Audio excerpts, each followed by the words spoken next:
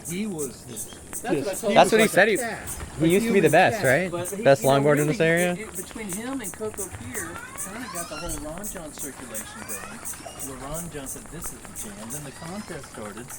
You know, and that's really, Hunter, what we're this next generation is so lost on, is we don't know how the contest thing got so popular. I guess the years is where we get lost. Because you can sit on that if you want. Because really from the 60s, the contest thing got the main icons on the board. You know, like, okay, you know, Claudia Codgen or Mike Tabling. Mike Tabling. You see that picture with all his trophies, huh? Yeah, but That's I mean, from the somehow, 60s. but there's this gap from Claudia's generation to Jeff Crawford's. And which is kind of, my dad was after Jeff Crawford, so that's kind of where I get lost, because, you know, from Cocoa Beach, I tell him, I'm like, you won't believe what Cocoa Beach, I mean, there's a statue of Kelly Slater, you got, and all of it. If we think about Florida, you got, I said, you saw it, and I said, you just got these incredible surfers that come from this area that you just, there has to be a root to it. I mean, we know that everyone surfs now, but the root of it somehow has to go to, I think, the pier or the contest scene. You know, I don't know if that was Dick Catree's doing, or pretty much, or just, you know, how we got. Catree's the one that engineered it more than anybody else. He took the helm and said, "We're gonna have." He truly is the godfather of surfing on the East Coast, and specifically Brevard County, if we want to narrow it right down. Yeah, and plus I was a heavy skateboarder, so that adds to the. That's why I got metal hips. Yeah, so I tell everyone, I said, it's fun. Like you said, it's fun now. You pay for it when you get older. Okay, I think we're good. Okay. I think we'll just have Yancy maybe just introduce you guys and maybe prod you occasionally. But Sure. really, I just want you guys to talk about whatever you guys think is interesting. Well, he was doing all right there. Yeah, exactly. I left my phone. I don't know a lot of surf commentating. I've never been to a lot of surf contests. Mostly what I've listened to the most is Yancy. Yeah. So it makes me want to hear you doing yeah. one. Or see Well, you guys both in the booth. It would be honestly, hilarious. For inspiration, growing up, keeping you on the beach all day and having fun, and just, you know, having both riding his boards and having him in my life, you know, I had to surf contests. So for him commentating them and just being so positive and really behind everyone in the contest, you know, that's kind of where I was talking about. The Dick Catree held the mic. Maybe that generation was going, but really, I think Hunter, Owen Hunter, a lot of respect for just not coaching, but just so much force behind keeping it going, like keeping out every good surfer that was coming up. You know, in my era, from Lopez's to even Kelly, I mean, it was Hunter, but was behind them 100%. So that's all I gotta say. So anyway, okay. So from that, if we get back into the storyline. Hunter, when did you come onto the scene as far as the contest scene, or be invited into any of that? Well, I began in '84. Okay. But my background before that was emceeing professional skateboard events. Okay. So I emceed the first pro Hester skateboard bowl series, which is the precursor to what they do now. I mean, the experimentation that was happening in skateboarding in those bowl contests changed. Every week they were doing new tricks, pushing it, doing crazy stuff. So I came out of that, and I was with Mark Neustatter from New Jersey, and we went down to a contest in Stewart. And it was a island water sports contest, and all the East Coast pros, the Florida pros, so to speak, were all there, and they didn't have anybody on a microphone. So Neustatter said, "You can do that." And so we both got up there, and he would throw questions at me, and I would answer and go on. And then as the contest kept going along, then I started to call maneuvers and started to do what I could do in skateboarding, just the same way with the surfing, with throwing a lot of humor at it, because I'm constantly cutting up.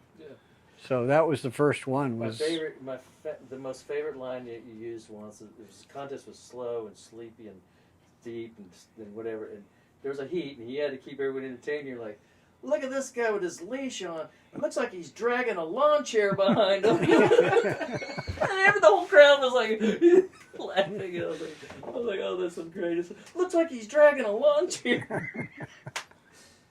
All right, so anyway, that's the comedy side of it. You never knew what when you're riding in the heat, you didn't know what you were going to get. If you were going to get the old What's swing. he gonna say Yeah, now? what's he going to swing me in? And there were some people that had thin skin Right. that didn't quite understand it, Sure. and ones that thought it was great and went right along and had a good time. So, But somehow you kept going back, so apparently you didn't piss off the yeah, wrong no, people. at one point in time I was emceeing all the pro surfing contests in North America in '87, '88, and '89. That's cool. Yeah. So out That's on a the good West stretch. Coast and here, and I went to Australia. Announced contests in Australia. I did Barbados for 23 Never years. been there. That sounds awesome. So I did quite a bit, over 150 to 200 contests. Wow. I am curious about, maybe we could start with how you guys know each other, and then maybe we could branch back out to whatever direction seems. Well, I've known Hunter a long time. Yeah. You can't avoid him in the water. Oh yeah? We saw him with a glider, so I hear you. Love it. Yeah, the 11-footers Yeah. don't make you any friends. Yeah. Hunters, he saw Hunters today. He said, if I'm getting a glider ever, I want to handle it. I said, Yeah. Stevie's not making them anymore. But You know what? I was even, the stand-up paddleboard guys, they don't have any surf etiquette. Yeah. They never were exposed to it. right. So it's easy just to go out and take off in front of them. Yeah. So I you're like it. sitting way outside. Because on my glider, I can catch the wave before a stand-up paddleboarder. That's cool. That's that's something. Yeah. But no, Stevie, he's been an icon in the shaping community here, and he makes some damn good surfboards. I was on Tomahawk Drive, which is a place in Indian Harbor Beach, and it's all warehouses. And at one time, it was all surfboard-related stuff. Everything was made there or bought there, and people from all over would drive to come pick up boards or blanks or board bags or whatever. It was a hub. It was a one-stop shop. Clark Foam had a couple units, and so all the shapers came to get their foam. Rainbow Distribution had all the board bags and leashes and wax and all that on the other end, and there was 5 or 6 surfboard manufacturers there. Yeah, and I'd like to touch on that. At that point in time, the energy or the dynamics of Hunter and good surfers, coaching along a lot of good surfers coming up, great board builders, and also the industry joining in. It just seemed to take Cocoa Beach and this area all the way down into Melbourne to the next level as far as the center of the best of the best. I Yeah, guess. well, I grew up in North Palm Beach, Jupiter area, and I moved here in 1980, and everybody says, why'd you move? And I said, surf. Right. But the surf industry on the East Coast is centered here in Brevard County. That's where all the resin in the glass is. Yeah. It's kind of important. And Yeah. best surfers. Well, you don't have to pay for the shipping or wait for it. Well, you could go out and get it at any time during the day. So that was a huge advantage. Okay, so when you were a kid growing up in Pensacola, we'll tie it into Pensacola, on the Navy Point side, at what point did you start shaping?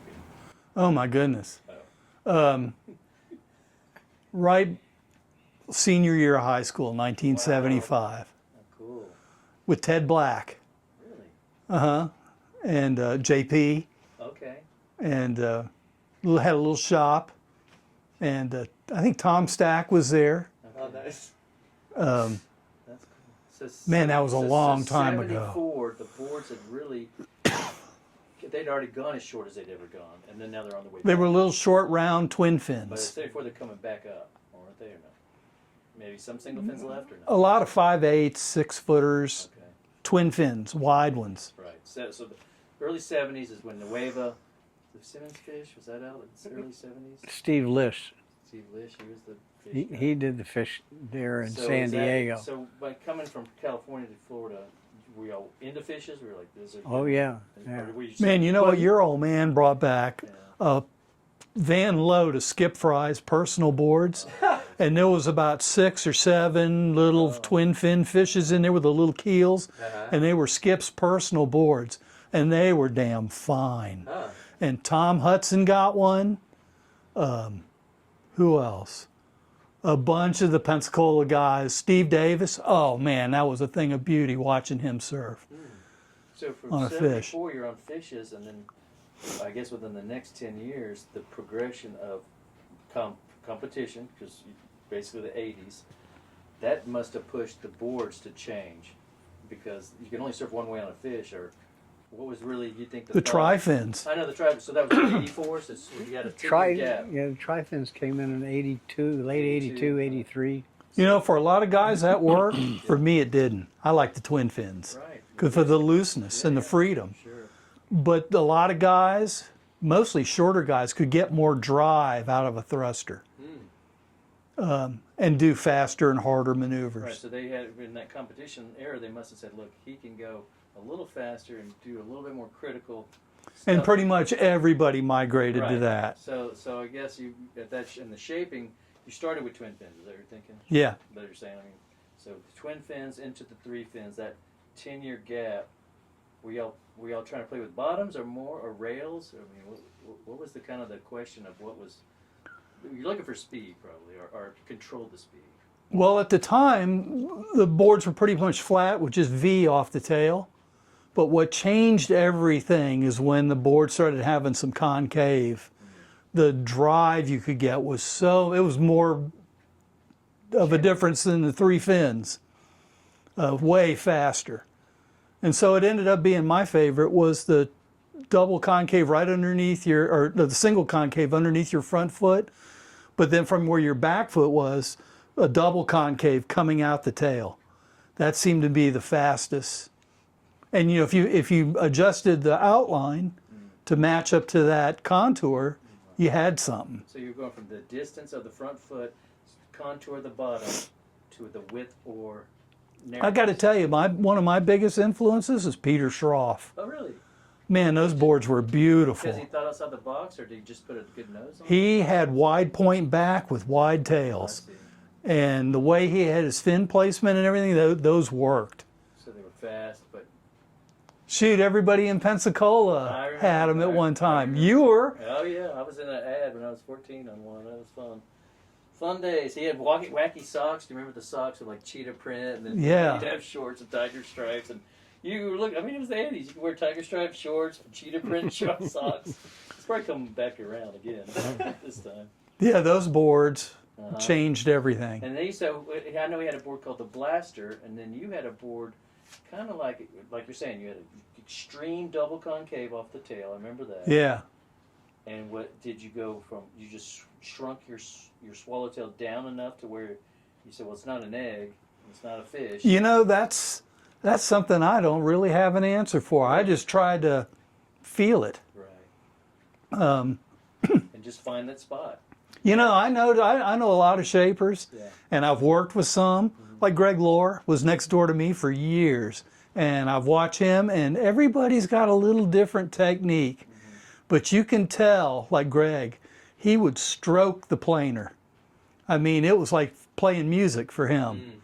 And I see the difference in that. Even though his boards may not have been exactly perfect, there was a lot of guys that absolutely ripped on them. He had a great nose on his boards, I remember. So that just goes to show you a perfect board doesn't make a great riding board. But he could shape some, you know, he was the innovator. Yeah.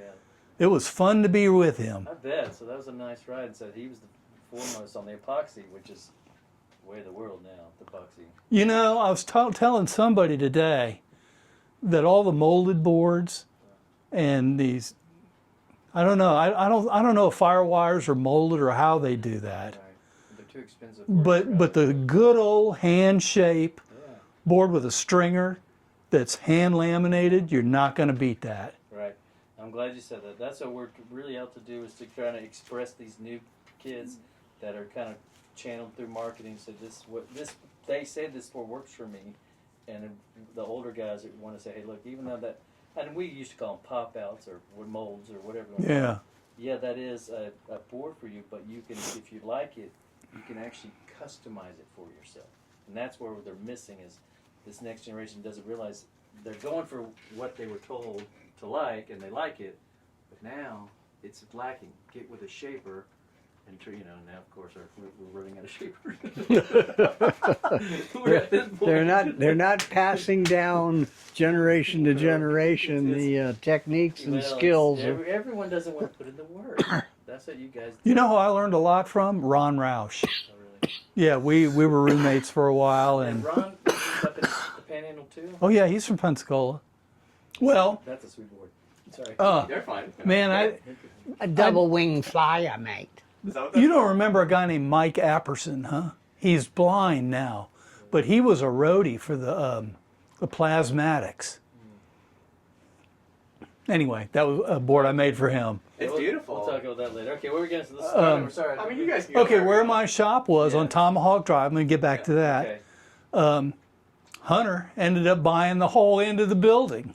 Classic. New landlord. No, I bought my own units. Oh, okay, gotcha. Got neighbor. But Okay. yeah, we're neighbors. And that's where Endo board. Oh, yeah. Okay. That was like your warehouse? Yeah, that's where I was today So, after yeah, surfing. speaking of And that, headquarters. I remember like Lewis Ross staying at his house when I was a kid.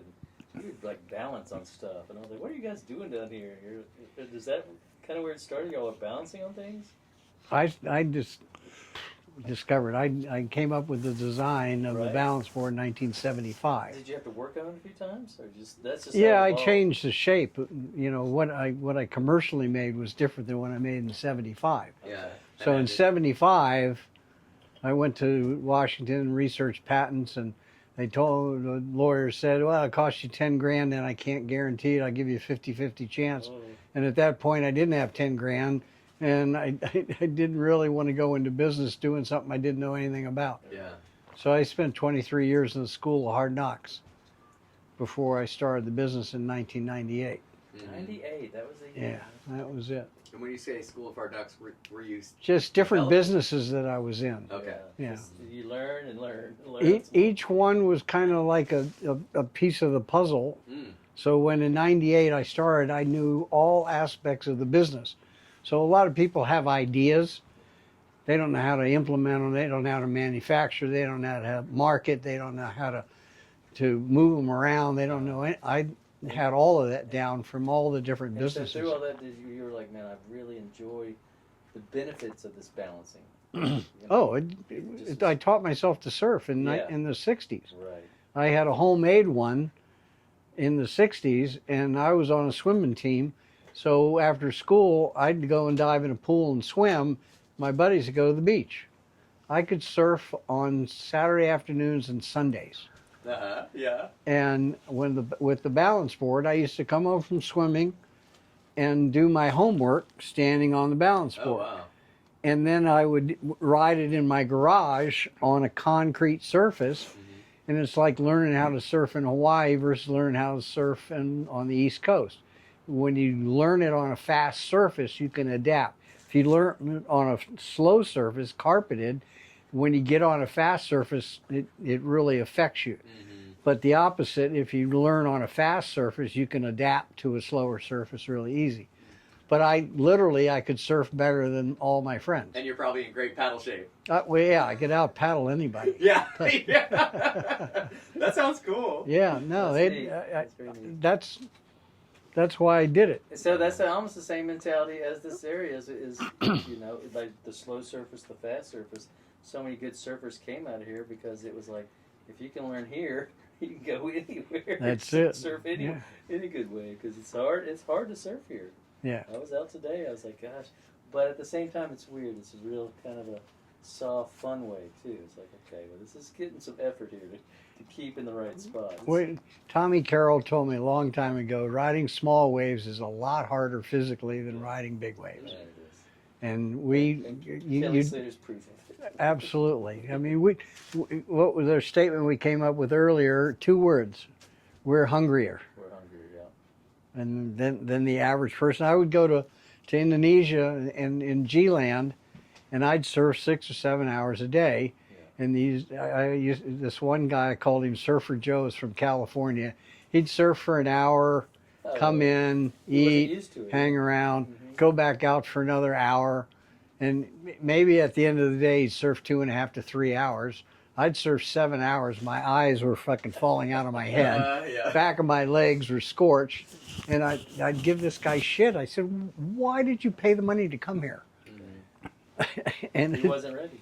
he was Southern California cool. That's right. So yeah, so the hunger is here, and it just all came together from the contest surf scene and having people like Dick Catree, Jeff Crawford. They were stabilized, posts in the ground. This is the spot, and it seemed to just steamroll or roll over or expand into the greatest boards, the greatest inventions, the greatest industry of.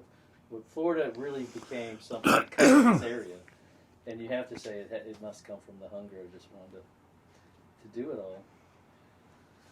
All right, so what's our next question, Julius? You said something that was really interesting to me. We were talking about, you were saying that shaping might have contributed to your current health issues, but you were saying that you would do it all over again. Oh, it's just. And so he's talking about hunger. That's like a topic that's coming up, and that sounds like hunger to me. I've been building stuff. So my dad was a master builder of everything. In fact, a lot of this found stuff in here was my father's. When he died, I brought it all down here. Yeah. But when FaceTime first came out, we would have in-family art competitions. Cool. That's great. And So so, this is passed down. This was part of it? Wow. yeah, all this. Yeah. Okay, so good. You're not crazy. But That's arguable. but when I started off building boards at Hudson's.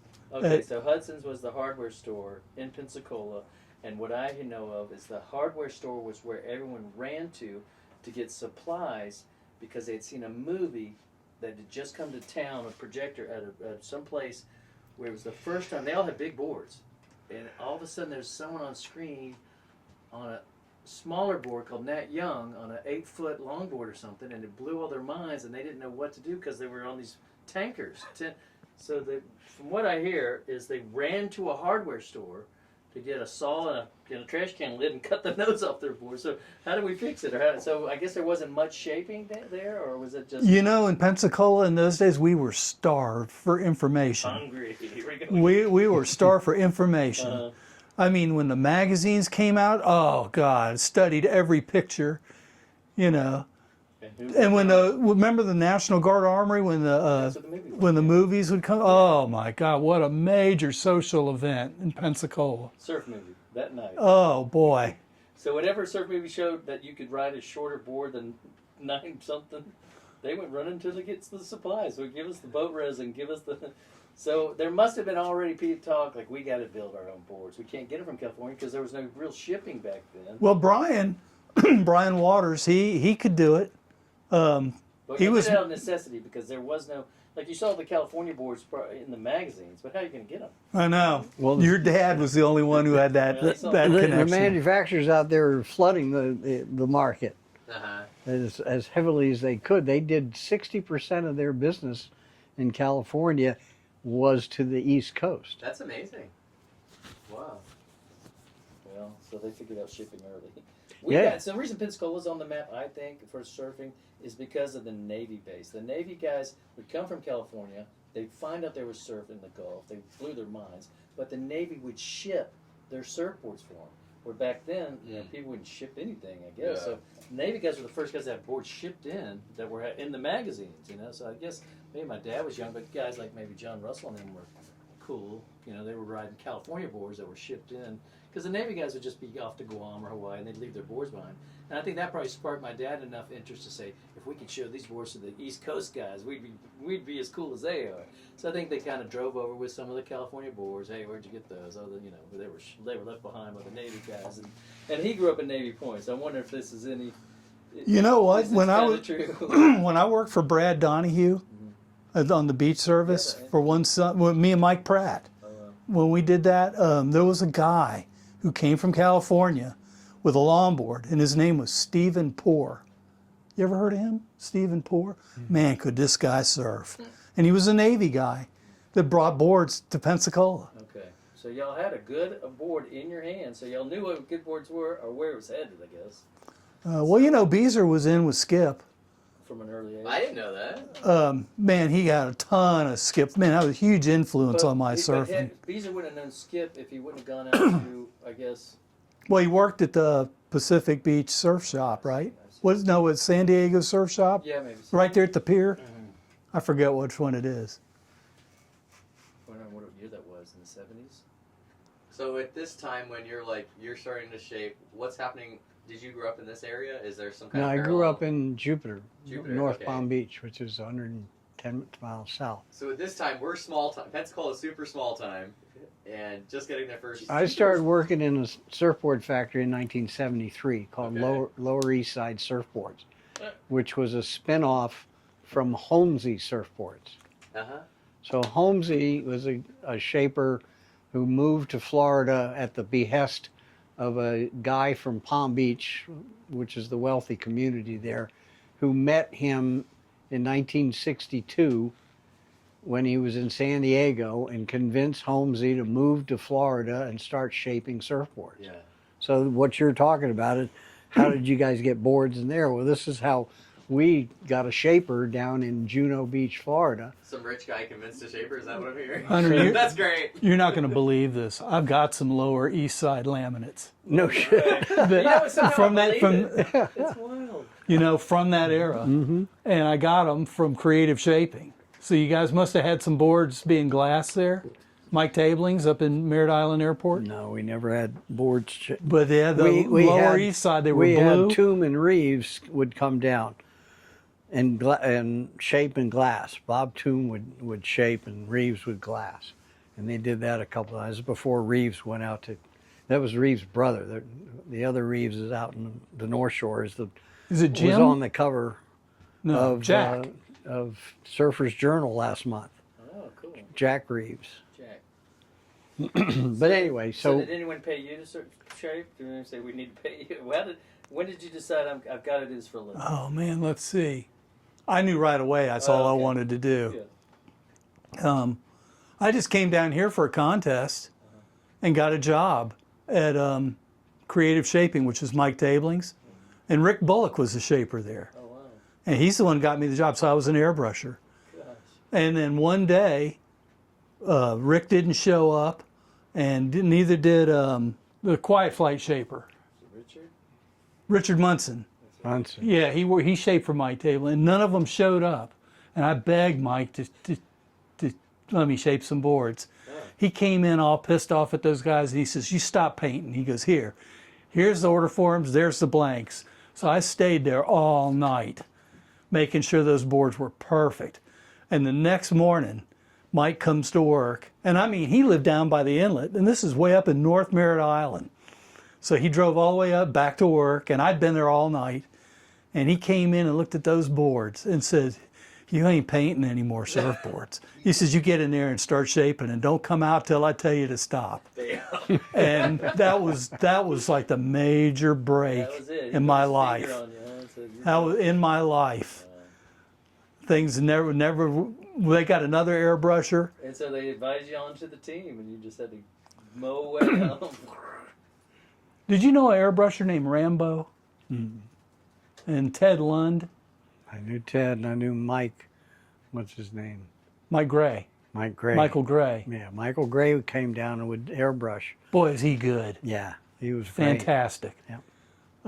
Yeah, so we all worked at this factory up there, and I'm just now meeting all these guys. I'm just a kid from Pensacola, and all these big names would come in, like Freddie Grosskreutz would come in and glass boards, and that's kind of how I got to know everybody. Okay, and how many years did you stay? Oh, Mike ended up selling the factory to Ricky Bullock, and he just didn't have the connections that Mike Was had. Spectrum around then, or when did Spectrum come? Spectrum ended up buying it out, and that's when I started working for Spectrum. Okay, got it.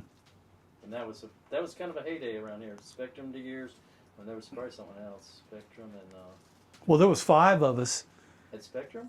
5 shapers, At Spectrum. Wow. and a day and night crew building boards. Oh my God. And Craig, I owe Craig, man. He was a wild man, but he owned the factory, and he's the one. So let's get it on. Let's do it. Wow. night shift shapers and glassers. Love it. And I remember I go over there, and all the guys would be out surfing or doing something, drinking at the bar. Yeah. And we used to have a plastic bin with the order forms in it. And I went over there, and there weren't any in there. I said, well, I'm leaving. And Craig goes, no, no, no. He says, you just grab blanks and shape whatever you want. Oh, cool. And so I did. I went on for a long time. And sometimes the van, Robbie Jones, would take the van up coast. About a third of that load was boards I shaped.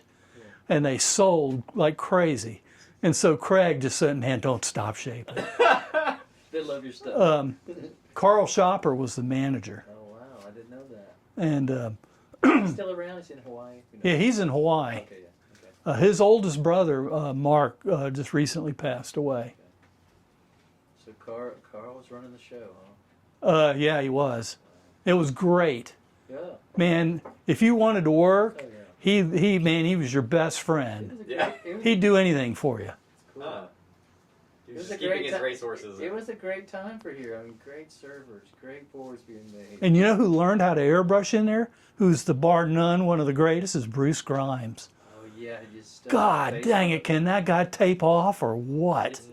You can't see on the pictures on Facebook how intricate it is, but I know if you look at it long enough, you're like, this is amazing. Yeah, Like the thin thing- lines and The boards he puts on, it looks like they're spaceships. They are. Yeah. But they're so well done. Yeah. They're not kook shapes. They're I don't get perfect. the triple points I don't either. because that means there's 3 of them that can hit you.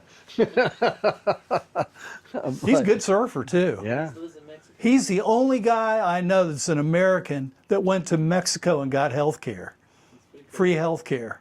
Mickey Dore probably did it. Yeah. You I don't know know, if he went to Mexico. He went to France. He disappeared in Mexico for a while. He was in South Africa for a Who while else is- too. Where's that one? Corky Carroll's? Corky's in Mexico. he's down there with Bruce. Oh, he Yeah. is. They're Yeah, close? they're in the Yeah, same- he builds same boards area. here. Oh, really? And Corky does artwork. That's funny. All right, so back to the shape, and you're pumping. It's rocking. It's 80s. It's as Man. I would say the bubble was giant. The mags are growing. The contests are showing. I lived across the street from Shag's, right here in Indialantic, and Spectrum was right there, and the best surfers around were walking across the street and coming Did by. you live and- next door to Mulhern when he lived right across oh the my street? God, that guy could surf. Oh, gosh. Well, yeah. Pat, but his dad. Oh, his dad. His Oh. dad was the icon Oh, really? I didn't of know that. Of glasses. course, my first wife, Shauna, Yeah. her sister was with Pat Mulhern, Williams. And so then you got John Holman. He comes on the scene, busting airs. You got Matt Keckley on the scene. They're busting airs. Everything started going. Late 80s was going. And neon Yeah. trunks. Yeah, they were Neon bright. Yeah, but that wasn't surfboards. late 80s. Was it? No, that was early. 84.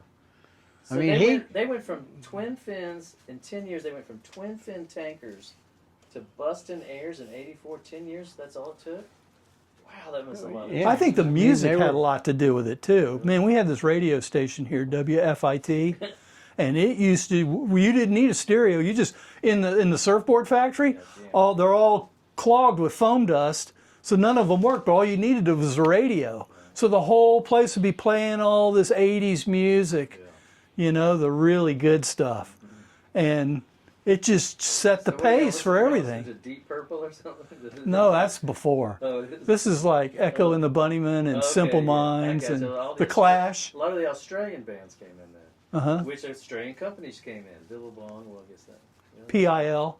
So then I guess I can see why the industry was getting so big, because it was starting to get global, it started to get connected, talent was rising.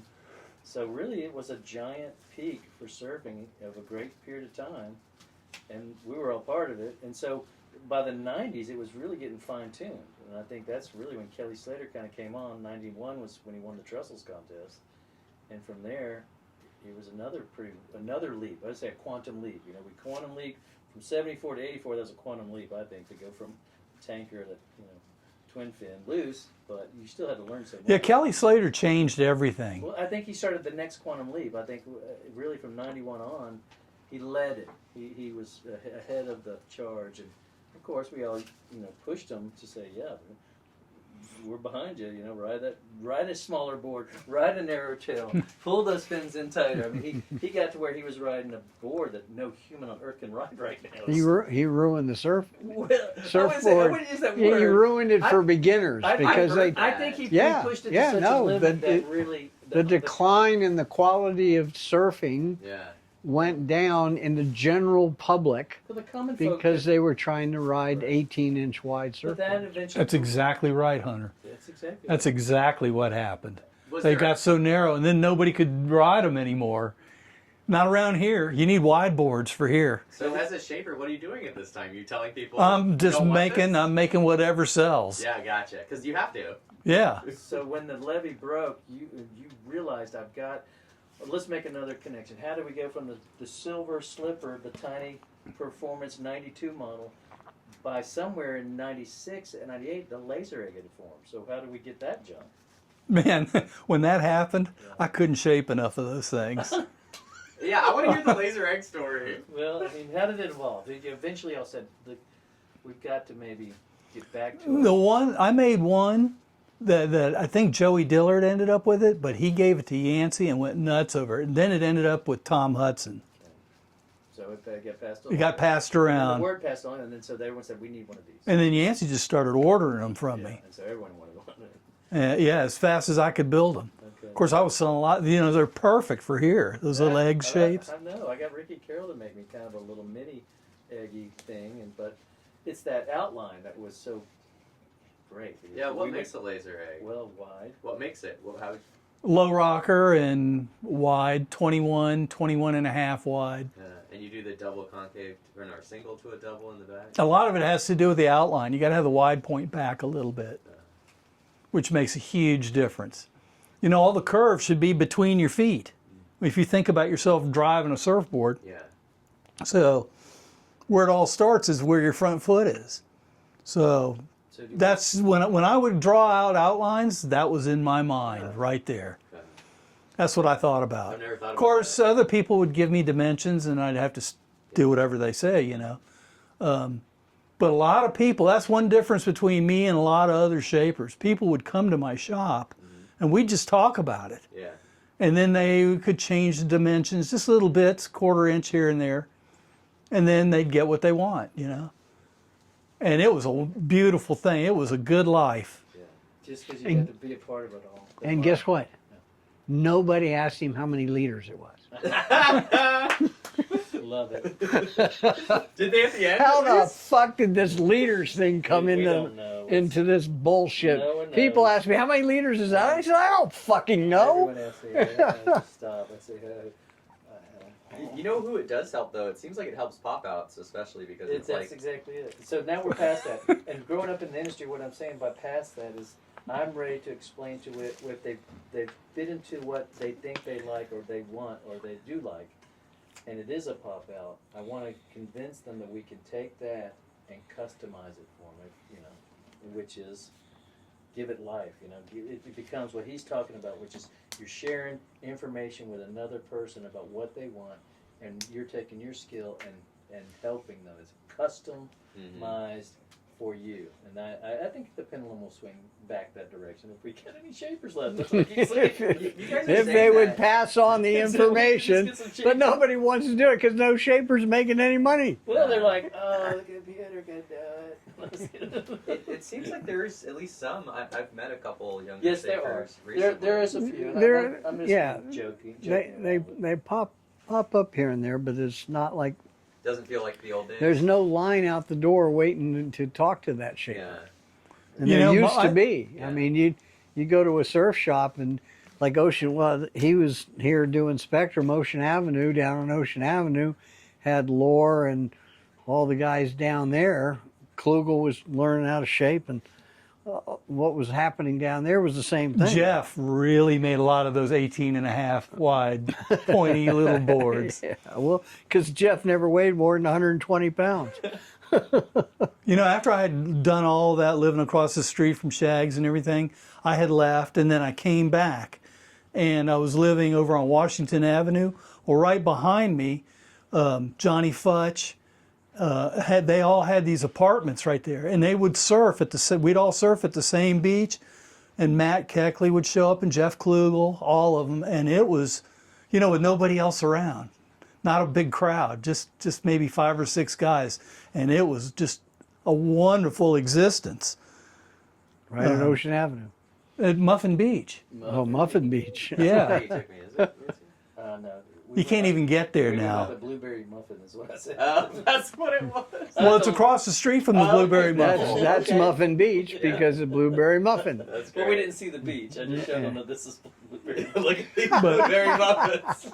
We didn't get to see Muffin Beach. I got to tell you about this one high point in my career.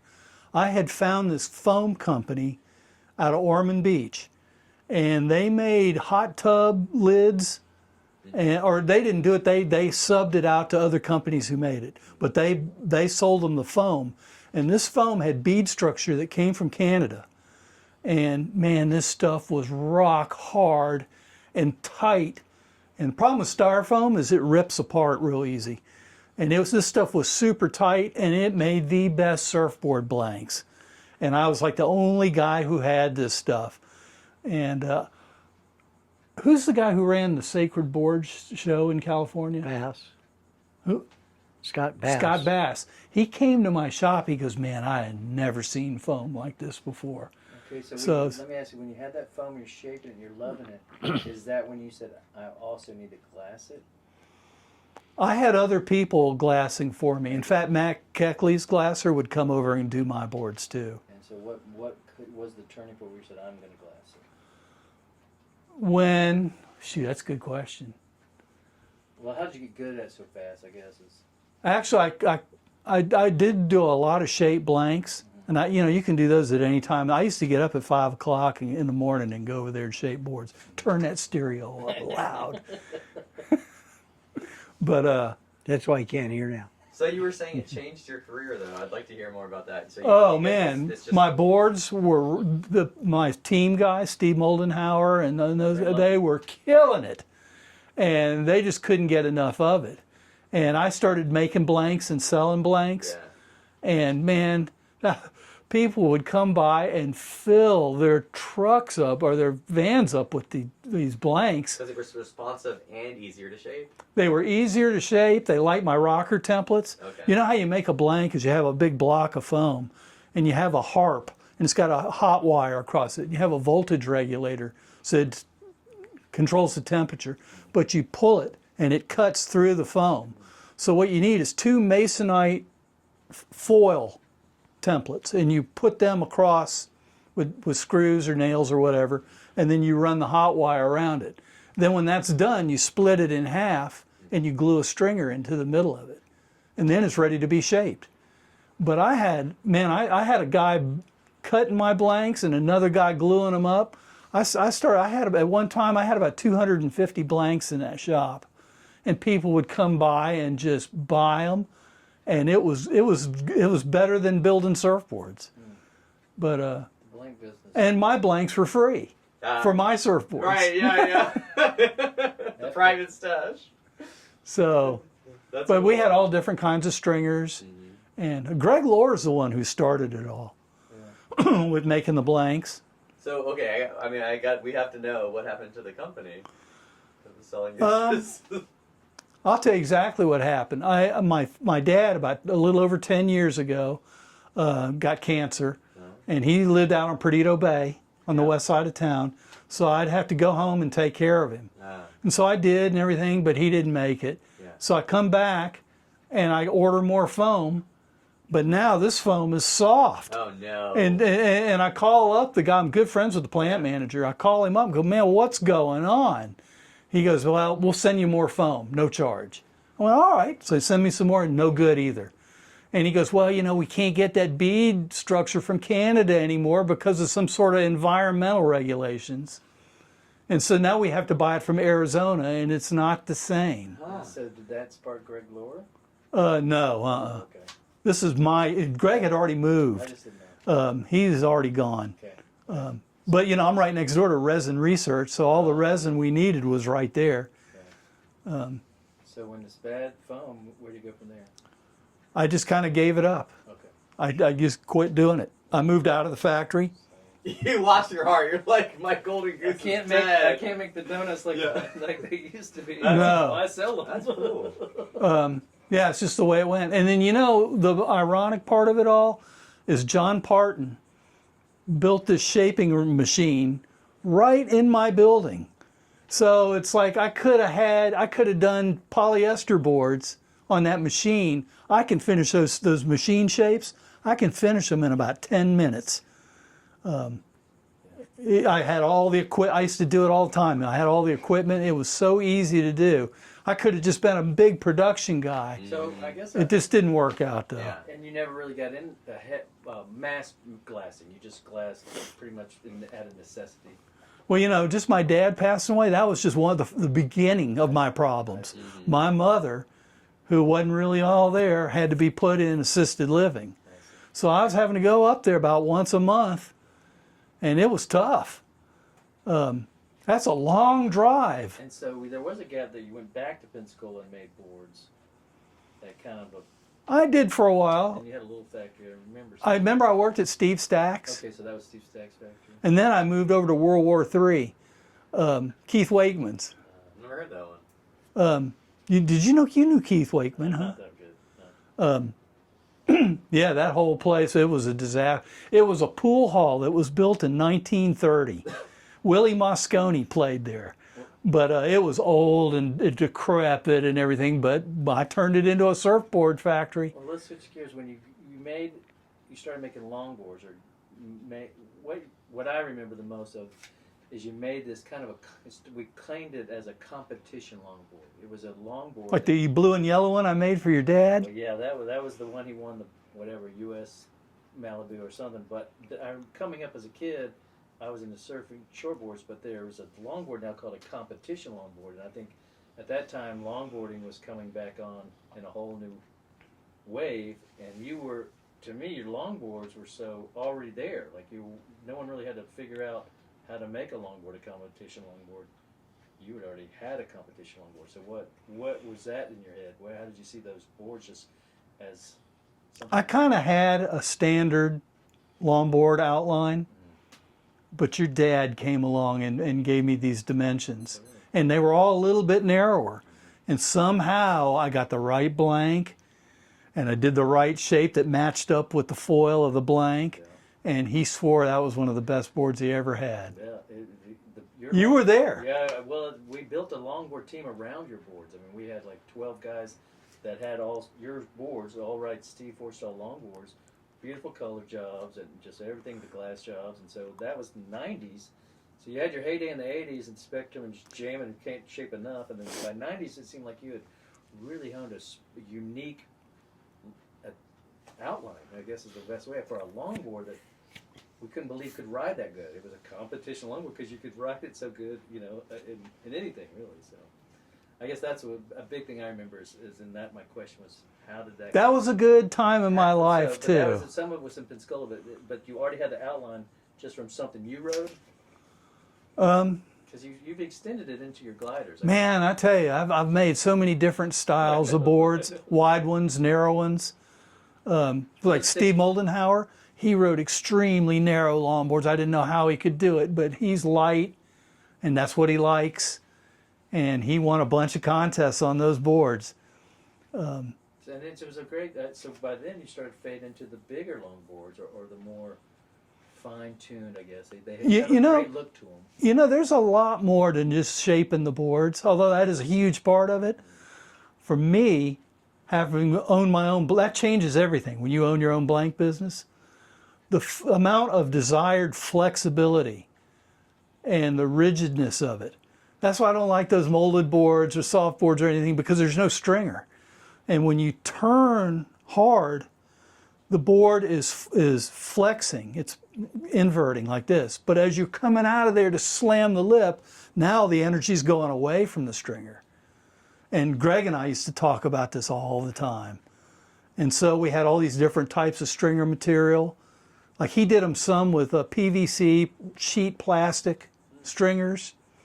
I always liked the wood ones.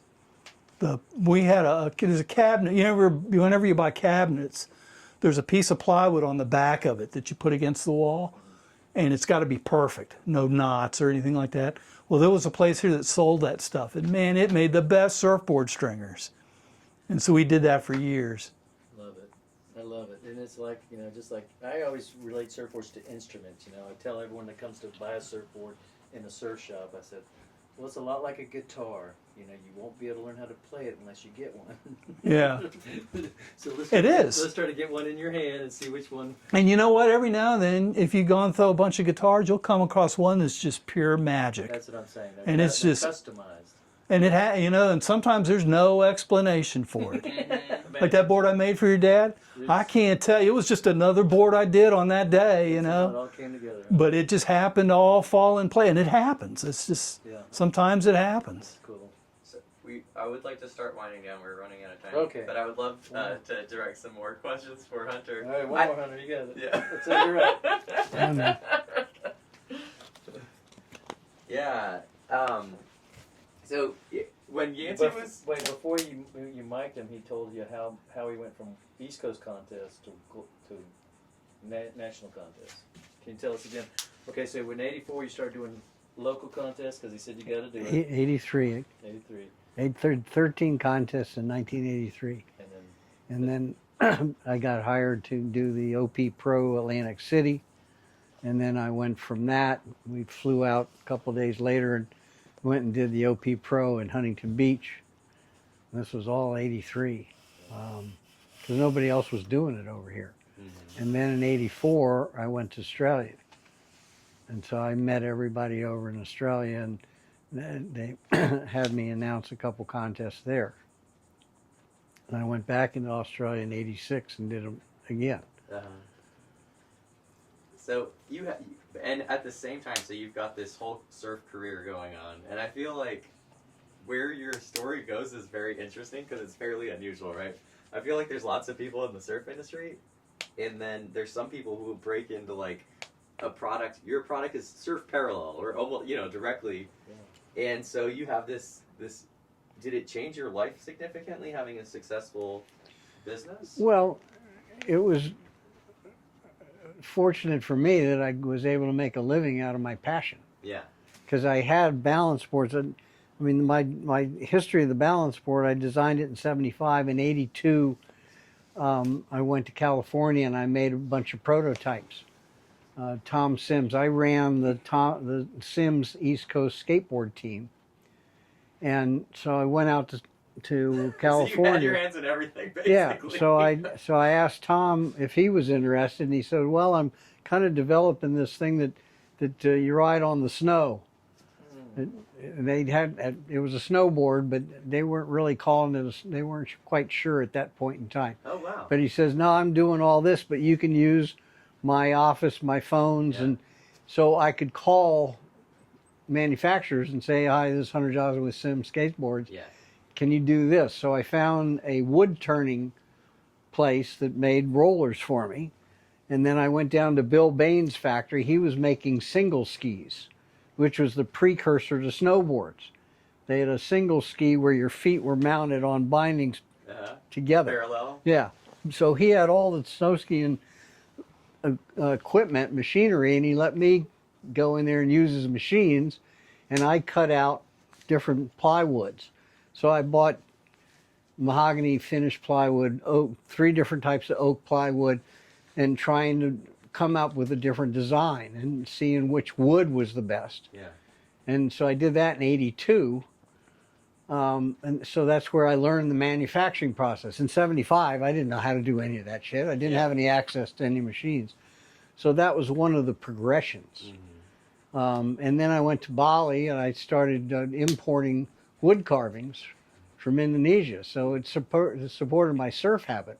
I'd go 2 months in the fall and 2 months in the spring. And you would sell it through the same company or through your same distribution? No. Oh, okay. No. I didn't have any distribution. Yeah, I got you. So okay. the Balinese stuff, we were doing furniture and decorations, like carved orchids that hung on the wall. We were buying these carved orchids that we were paying $3 for, and we come over here and sell them for $75. Mm-hmm. So we have banana trees that we were buying for $5 and selling See in them the for, corner up there? I think that's one of them. Which one? Up in the very corner. It looks like Banana a tree like a seed? like a plant. Oh wow! No kidding. I bought that from Ron John's when they first Yep, showed up. That's what we were doing. So so I did that for 3 years. Then that taught me shipping and logistics and stuff like that. And then the people that I met in Australia doing the surf contest as the MC, one of the major sponsors was a bikini company called Cheetah. So the 3 companies that sponsored the pro tour over in Australia was Billabong, Cheetah, and Mango, whoever, Rip Curl, depended, but there was 3 or 4 of them. And I befriended this guy that owned Cheetah bikinis. So he made me an offer. He said he was going to change my life, and he did. But I became a partner in importing bikinis from Australia and did that for 3 years. So I would go to Australia and train with the sales manager for Cheetah, and I learned to become a salesman and a sales manager. And I'd go to the trade shows, Surf Expo, and run this booth and have the models and sell bikinis. So I learned that aspect of the business. And then I got out of that and went into doing surf travel.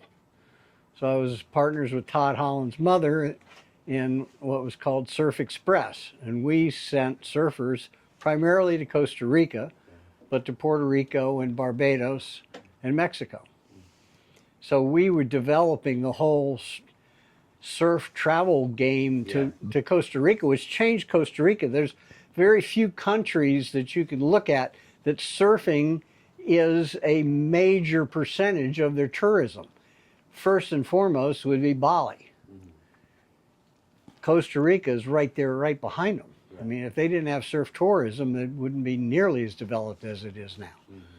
And so the surfers keep going to random places there well, too. yeah, that's, I mean, everywhere. I mean, I went to Nicaragua in 1992. There wasn't a surfer in the country. Yeah. It was 6 months after the war was over.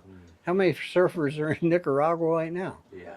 But so anyway, the travel business, I did that for 6 years, and I learned marketing on that. So that's why I say each business had a puzzle piece. And so in '98, when I started Indo Board, I hit the ground running. I had a website, and it just happened to be when people started to buy shit on the internet. Wow. And that kept me in business, was the mail order, as I built up a network of stores that would carry it and sell it. Because I'd drive up the East Coast every spring, and I'd go with Ricky Carroll. We'd do the Ricky Carroll shaping tour. Nice. That's I did cool. that. I went with Kevin Welsh when he did it. It was one of his video tours with Donovan Frankenreader when Donovan was just getting started playing music.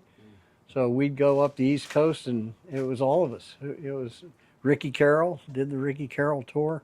And really, you've invented a tool or a product that helps surfing, that helps your balance, helps your core strength. And he would show it off at the trade show. He'd show everyone how, well off it is to practice on it and use it, and you can use it indoors. Were you a live demonstrator? Yeah, Oh, yeah, I was the best. He was the best salesman, the best marketing. I could do it better. Between both of them, they're both innovators, they're both designers, but the core drive is, he wants to make a better board and around better surfers, and he loved the energy. He would trade for the world to be a part of such a growth experience. And then you also came back to really your first, what I saw on your commentating is you're pushing and motivating people to enjoy what your life is, and you shared it with everyone. And so both of these guys shared with their art and their design and their influence. So I made a living, which was my passion. The Indo board, I've been using a balance board since I was 16 years old. So I taught myself how to surf, and that's why I knew that if I could learn how to surf, other people could do it too. But also there was another board back in the early days called a bongo board. and they sold hundreds of thousands of those from 1958 to 1982. So I knew what sold back then, reinvigorated and marketed correctly, would sell. It was a no-brainer.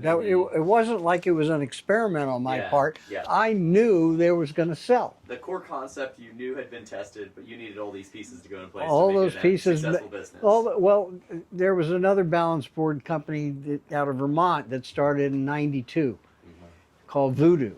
And he was a guy that just had an idea. Yeah. He had no expertise. He didn't know what the fuck he was doing. Yeah. When I started in '98, I outsold him within 2 years. So he started paying attention to what I was doing. He's like, oh shoot, we got to market. Well, he didn't know what he was doing. Quite frankly, he was not good at marketing. Yeah, but you were in. I don't even know what to take a picture of here. I mean, this is good for mental health. You know what? If you stand right here, you can start a pano and go all the way I will. around. That looks pretty Yeah, cool. do that. That'd be great. All right, let's. Do we want to find a natural resting thing? I think, or we want to just we'll fade out on that. I mean, Whatever you Yeah. want to do. I think that's good. I just appreciate your time. I love seeing you, running into you. I know I had to see you. I have him with me and doing YouTube interviews. I said, if we can get these two in one room, it'd make my day. That was super entertaining. So I'm glad you'll hang out, dude. Oh man, so this is stoked. great. Thanks for doing this with me. And like I said, I'm always doing. I love you guys for everything you've done for us. You know what I mean? You really have. Y'all really, Yeah, that's sick. y'all are really cool, and that's wonderful that y'all were there for us.